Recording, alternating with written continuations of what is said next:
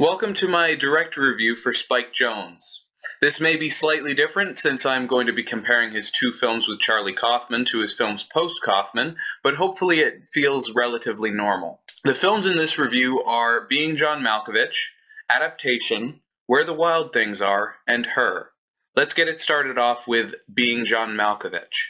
In this quirky cult favorite comedy, unemployed New York City puppeteer Craig Schwartz reluctantly takes a temp job as a filing clerk for the eccentric Dr. Lester. While at work, Craig discovers a portal that leads into the mind of renowned actor John Malkovich. When he lets his attractive co-worker Maxine in on the secret, they begin both an unusual business scheme and an odd relationship that involves Craig's restless wife, Lottie. This is available for streaming on Starz in Canada and for rent or purchase in the United States. Quite a lot of this film reminded me of how weird Annette from 2021 was, but Annette justified its weirdness by being just completely enthralling. I found this somewhat creepy and gross.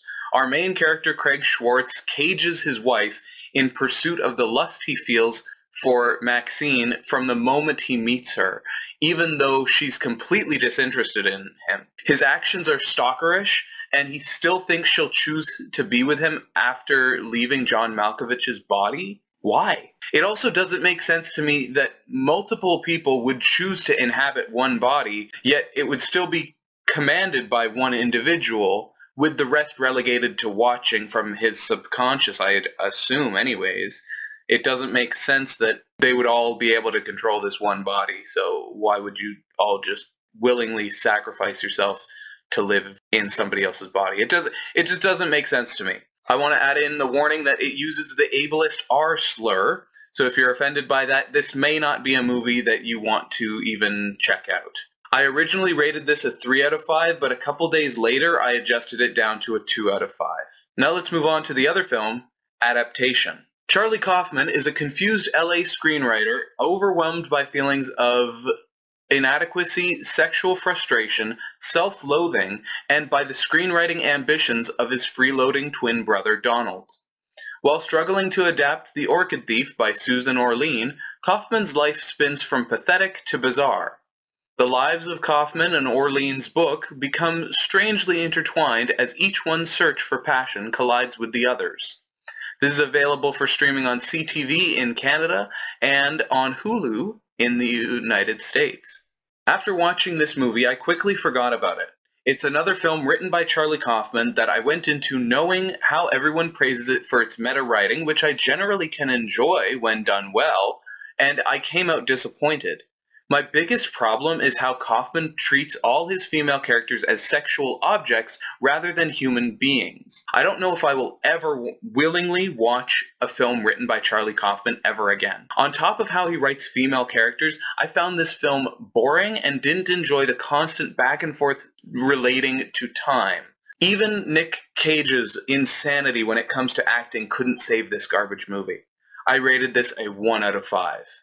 And would not recommend checking it out. Now let's move on to his post-Kaufman era, starting with Where the Wild Things Are. Feeling misunderstood at home and at school, mischievous Max escapes to the land of the wild things, majestic and sometimes fierce creatures. They allow Max to become their leader, and he promises to create a kingdom where everyone will be happy. However, Max soon finds that being king is not easy, and that even being with the wild things, there is something missing. This is available for streaming on Crave and Starz in Canada, and for rent or purchase in the United States. I remember seeing this as a kid many, many years ago. We actually own a copy of this film, and I decided to rewatch it for this video. Spike Jonze is much better without the crutch of Charlie Kaufman from the previous two films. The characters are much more human and realistic. We see this journey of Max as he learns the error of his ways by seeing how each of the wild things treats each other positively and negatively. It also had a slight Wes Anderson feel to the score and the overall essence of the story. I would absolutely recommend this movie and think it has a good message for kids, yet it is still enjoyable for adults. I rated this a 3.5 out of 5. Now let's move on to the final film I'll be talking about, Her. In a not-so-distant future, Theodore, a sensitive and soulful man, earns a living by writing personal letters for other people. Left heartbroken after his marriage ends, Theodore purchases a newly developed operating system designed to meet the user's every needs. To Theodore's surprise, a romantic relationship develops between him and his operating system, Samantha, whose bright voice reveals a sensitive, playful personality. This unconventional love story blends science fiction and romance in a sweet tale that explores the nature of love and the ways that technology isolates and connects us all. This is streaming on Starz in Canada and available for rent or purchase in the United States. While watching this movie, early on I was thinking, you know what? I could use someone like Samantha in my life. By the end, you realize how a relationship with an AI wouldn't be as ideal as you would think. I understand and relate to the loneliness that Theodore feels in not having someone to share his life with, and yet it's hard to understand why he's alone since he writes such beautiful poetic letters, although it does seem that he somewhat relied on Samantha to get things done, so I would assume he did the same with his ex-wife, Catherine. This movie is something that I need to see again to truly grasp what it's trying to say, especially after I have loved and lost. This is another example for me of how much better Spike Jonze is without Charlie Kaufman.